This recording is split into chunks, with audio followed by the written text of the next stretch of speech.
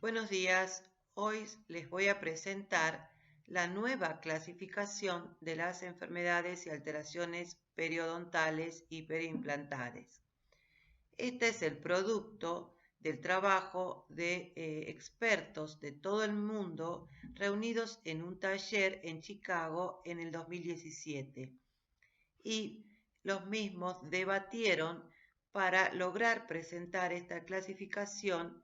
En junio del 2018 se la presentó conjuntamente con la Asociación Americana de Periodontología y la Federación Europea de Periodontología.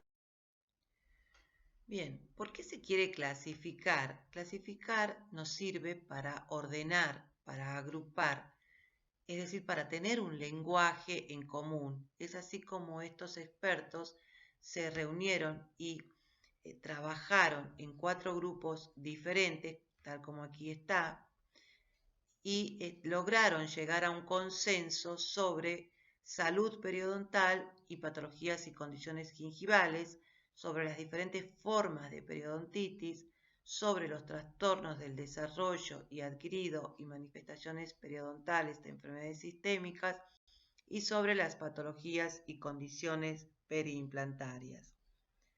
Entonces, el objetivo, como les decía, fue llegar a un consenso sobre una estructura en común para clasificar y definir todas estas enfermedades y lograr tener un lenguaje en común, como les decía.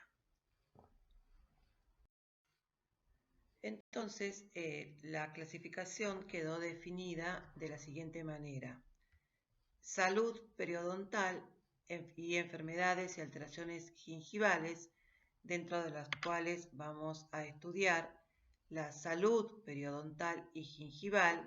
Entonces podemos ver una boca con sus características de normalidad y estabilidad, es decir, salud gingival y periodontal, la gingivitis inducida por biofilm dental, en donde podemos ver que la cantidad de biofilm va a justificar esta inflamación gingival, y a las enfermedades gingivales no inducidas por biofilm dental. Este gran capítulo lo vamos a estudiar mejor cuando veamos gingivitis.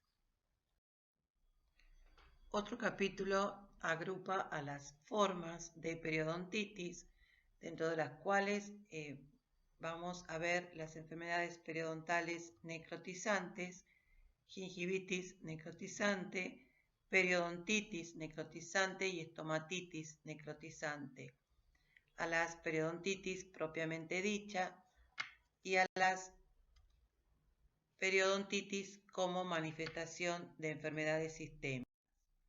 Dentro de estas últimas tenemos una serie de enfermedades, como ser los desórdenes genéticos, enfermedades asociadas, por ejemplo, a desórdenes inmunológicos, como por ejemplo el síndrome de Down, el síndrome de deficiencia de adhesión leucocitaria, enfermedades que afectan la mucosa oral y los tejidos gingivales, enfermedades que afectan los tejidos conectivos, como el lupus eritematoso, ciertos desórdenes metabólicos y endocrinos, enfermedades de inmunodeficiencia adquirida, dentro de los cuales encontramos a la neutropenia adquirida, a la infección por HIV, por ejemplo la periodontitis necrotizante, que es una infección por HIV, y a las enfermedades inflamatorias. Dentro de los trastornos del desarrollo y adquirido y manifestaciones periodontales de enfermedades sistémicas, vamos a agrupar o a estudiar a las enfermedades y trastornos sistémicos que afectan a los tejidos de soporte, como ser diferentes tipos de neoplasias, a los abscesos periodontales y lesión endodóntico periodontales, que esto lo vamos a estudiar también en otro capítulo, a las deformidades o alteraciones mucogingivales, como ser alteraciones por falta de encía insertada, a trauma oclusal y fuerzas oclusales traumáticas y a factores relacionados con prótesis dental y dientes. Todo esto lo vamos a estudiar en diferentes capítulos. Bien. Dentro de las enfermedades y trastornos sistémicos que afectan a los tejidos de soporte, podemos ver que hay muchas enfermedades que tienen efectos sobre la destrucción del periodonto, como ser trastornos genéticos, enfermedades con inmunodeficiencia adquirida y enfermedades inflamatorias, por ejemplo la diabetes mellitus, que es una enfermedad inflamatoria, a su vez condiciones, factores de riesgo principales como el tabaquismo y la obesidad, también trastornos que conducen a la destrucción periodontal, es decir, independientemente de la respuesta inmunoinflamatoria inducidas por la presencia del biofilm oral, hay, por ejemplo, ciertas neoplasias y otras enfermedades como la histiocytosis de células de Langerhans, que van a producir trastornos y destrucción de los tejidos periodontales. Acá podemos ver una boca de un paciente con tabaquismo, que es un factor de riesgo, como les decía, y enfermedades como por ejemplo la diabetes. Entonces, las periodontitis asociadas a diabetes y al tabaquismo son entidades específicas y estas son reconocidas como descriptores críticos en el diagnóstico y tratamiento de la periodontitis. La diabetes y el consumo de tabaco podemos decir que son los principales factores de riesgo compartidos entre la periodontitis y diferentes enfermedades sistémicas y tienen que ser enfocados y controlados a través del abordaje de factores de riesgo comunes. Son los factores más críticos, entonces, como factores de riesgo para la periodontitis. Dentro de las deformidades o alteraciones mucogingivales, tenemos que ver el fenotipo periodontal, estudiar el fenotipo periodontal. Y ya vimos que este puede ser un fenotipo fino, delgado o grueso plano. A su vez, los diferentes tipos de recesión gingival, recesión que puede ser vestibular o lingual, interproximal, tenemos que ver la severidad de esta recesión, el espesor gingival, la presencia también de caries cervicales, por ejemplo, también son alteraciones mucogingivales, la preocupación estética del paciente y la presencia de hipersensibilidad. También dentro de estas alteraciones mucogingivales, la falta de encía queratinizada, como podemos ver acá, también va a producir alteraciones a nivel del periodonto, así como cuando el paciente tiene una profundidad de vestíbulo disminuida, también la posición aberrante de los frenillos, como podemos ver, estos frenillos van a producir alteraciones a nivel de la encía insertada, a nivel de este margen que tironean y consecuentemente recesiones gingivales. Y cuando también hay un exceso gingival, cuando hay un agrandamiento, o sea, un exceso que va a producir una pseudobolsa, márgenes gingivales inconsistentes, exposición gingival excesiva y, como les decía, los agrandamientos gingivales propiamente dichos. El cuarto capítulo de esta clasificación se agrupan las enfermedades y alteraciones periimplantarias, dentro de las cuales vamos a estudiar salud periimplantar, mucositis periimplantar, que significaría una inflamación de la encía, así como la gingivitis en un diente natural, la mucositis en un implante, una periimplantitis propiamente dicha y las deficiencias periimplantares de tejidos duros y blandos. Acá podemos ver un implante colocado prácticamente con falta de encía queratinizada. Acá podemos ver implantes con supuración, es decir, estamos frente a una periimplantitis. Bien, dentro de las formas de periodontitis, como ya vimos, vamos a hablar específicamente de la periodontitis. Y así tenemos diferentes tipos de periodontitis, con mucha inflamación, con presencia de cálculos, con agrandamientos, fibrosas, encías fibrosas, con presencia de lesiones de bifurcación y estos tipos de periodontitis ostentosas. Bien, entonces, ¿cómo la vamos a clasificar? A las periodontitis las vamos a clasificar en estadios y grados. Los estadios van a depender de la gravedad de la enfermedad, así como de la complejidad del tratamiento que necesita. A su vez, el grado nos va a proporcionar información sobre las características biológicas de la enfermedad, incluyendo la historia y análisis basada en la tasa de progresión de la periodontitis.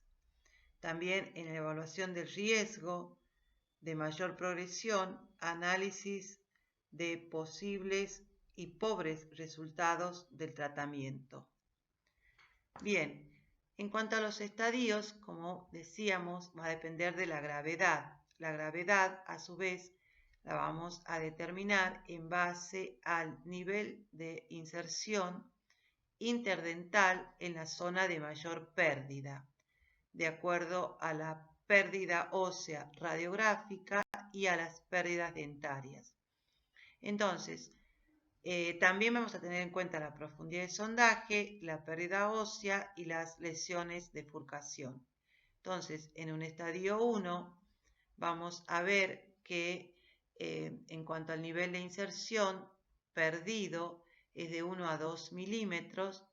En cuanto a la pérdida ósea radiográfica es de 1/3 de coronal, o sea, menor a un 15% del volumen óseo.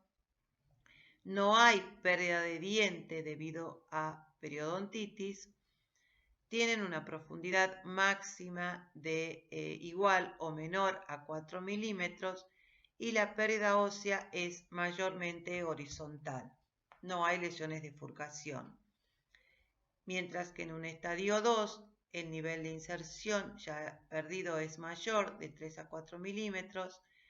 La pérdida ósea radiográfica también es hasta el primer tercio de la longitud radicular, mayor al anterior, o sea, de 15 a un 30% del volumen óseo. Tampoco hay pérdida de dientes debido a periodontitis. La profundidad máxima es igual o menor a 5 milímetros y la pérdida ósea es mayormente horizontal.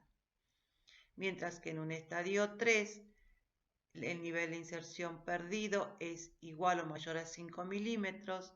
Aquí ya tenemos mayor cantidad de pérdida ósea radiográfica, se extiende hasta el tercio medio o apical de la raíz. Acá ya tenemos pérdida de dientes debido a periodontitis. La profundidad de sondaje es mayor, igual o mayor a 6 milímetros. Tenemos ya pérdida ósea vertical y presencia de lesiones de bifurcación. Y en un estadio 4 hay mayor pérdida de inserción, igual o mayor a 5 milímetros. También la pérdida ósea radiográfica llega hasta el tercio medio o apical de la raíz. Hay pérdida de dientes debido a periodontitis. Acá se debe agregar todo lo encontrado en el estadio 2, se ha sumado todo lo encontrado en el estadio 2. A su vez, necesitan de una rehabilitación oclusal. Se habla de un estallido oclusal en este estadio. Es decir, que lo que diferenciaría el 3 y el 4 es justamente el estallido oclusal. Bien, entonces un estadio 1 tenemos, como les decía, pérdida de inserción de 1 a 2 milímetros, pérdida ósea radiográfica que llega hasta el primer tercio coronal, ¿sí? Profundidad de sondaje máxima igual o menor a 4 milímetros, como podemos ver acá, igual o menor a 4 milímetros, que es lo que nos van a determinar que esta periodontitis, en cuanto a su gravedad, está en un estadio 1. ¿Sí? Estadio 2, hay pérdida de inserción de 3 a 4 milímetros, o sea, ya un poco más de pérdida de inserción. La pérdida ósea radiográfica llega hasta el primer tercio de la longitud radicular, es decir, es un poco más avanzada que el estadio anterior, pero sigue estando en el primer tercio coronal. La profundidad de sondaje máxima es igual o menor a 5 milímetros, igual o menor a 5 milímetros, como podemos ver en este caso. En cuanto al estadio 3, hay pérdida de inserción igual o mayor a 5 milímetros. La pérdida ósea radiográfica ya llega hasta el tercio medio. Ya tengo mayor profundidad de sondaje también, igual o mayor a 6 milímetros la profundidad de sondaje. Y acá tenemos ya presencia de lesión de furcación, grado 2 o 3. ¿Sí? Recuerden también que había pérdida ósea radiográfica vertical, bien, y presencia de lesiones de furcación, es decir, aquí tenemos presencia de lesión de furcación, ¿sí? Donde se va complejizando el tratamiento. Recuerden que los estadios va a depender entonces de la gravedad y de la complejidad del tratamiento. Bien, en un estadio 4, pérdida de inserción igual o mayor a 5 milímetros, pérdida ósea radiográfica que llega hasta el tercio apical, y acá ya hablamos, o sea, le sumamos todo lo encontrado en el estadio 3, o sea, presencia de lesiones de furcación, movilidad, ¿sí? Acá podemos ver ya estos elementos dentarios esferulizados porque presentaban movilidad. A su vez, acá ya hablamos de un estallido oclusal. Acá podemos ver también en estos casos como otro signo de periodontitis, cómo se produce como un apantallamiento de los dientes anteriores superiores. Y acá, por ejemplo, el apantallamiento de los anteriores inferiores también, que es otro signo de periodontitis y es característico cuando hay muy poca inserción ósea. ¿Sí? En estadio 4, entonces donde ya tenemos un tratamiento mucho más complejo. Bien, también lo vamos a clasificar de acuerdo a la progresión, en donde vamos a tener en cuenta diferentes grados. Grado A, con una lenta tasa de progresión, grado B, moderada tasa de progresión, y grado C, rápida tasa de progresión. En cuanto a para estudiar a la progresión, vamos a tener en cuenta criterios primarios y factores modificadores. Los criterios primarios son aquellos que nos van a determinar, por ejemplo, nos van a dar una evidencia directa de progresión, por ejemplo, los datos longitudinales de presencia de pérdida ósea o radiográfica o de pérdida de nivel de inserción clínico. Entonces, cuando tenemos una lenta tasa de progresión, podemos decir que no hay evidencia de pérdida ósea radiográfica ni de pérdida de inserción clínica en los últimos 5 años. Es decir, que en los últimos 5 años no hay una evidencia directa de progresión. Mientras que cuando hay moderada tasa de progresión, podemos decir que hay una pérdida menor a 2 milímetros en los últimos 5 años. Y la rápida tasa de progresión cuando hay una pérdida igual o mayor a 2 milímetros en los últimos 5 años. Entonces, esto es una evidencia directa de progresión. La evidencia indirecta de progresión nos va a dar el fenotipo.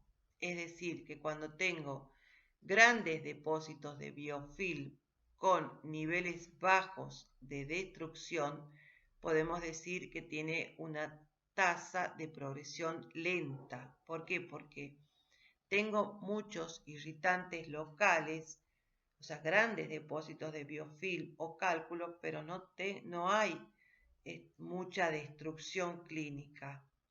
Mientras que cuando la destrucción es proporcional a los depósitos de biofilm, podemos decir que tiene una moderada tasa de progresión.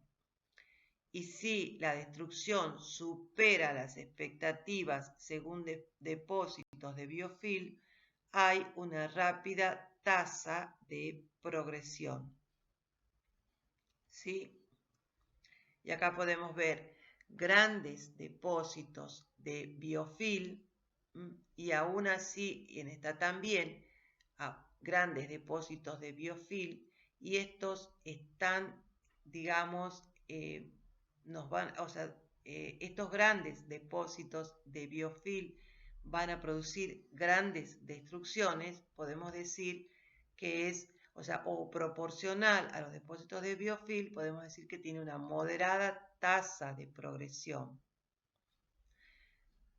Cuando tengo pérdida de inserción importante y poca cantidad de depósitos de biofilm, puede decir que tiene una rápida tasa de progresión. Bien, también hay factores modificadores, dentro de los cuales vamos a tener factores de riesgo, como el fumar y la diabetes.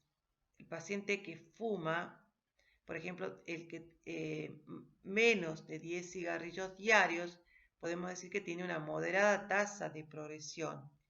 Igual o mayor a 10 cigarrillos diarios, rápida tasa de progresión. Mientras que el que tiene una lenta tasa de progresión es el no fumador. Y con la diabetes, aquel paciente que tiene una glucemia normal, no tiene diagnóstico de diabetes, podemos decir que tiene una lenta tasa de progresión, mientras que de grado B o moderada tasa de progresión, ya al igual que rápida tasa de progresión, ya puede tener el diagnóstico de diabetes. Esto es en cuanto entonces para determinar cómo es la progresión o cómo puede llegar a ser la progresión de nuestra periodontitis. Bien, en cuanto a la extensión y distribución, también va a depender de la cantidad de dientes implicados y puede llegar a ser generalizada, como estamos viendo acá, en donde hay un mayor porcentaje de dientes implicados, mayor a 30%, y menor a 30% decimos que es localizado.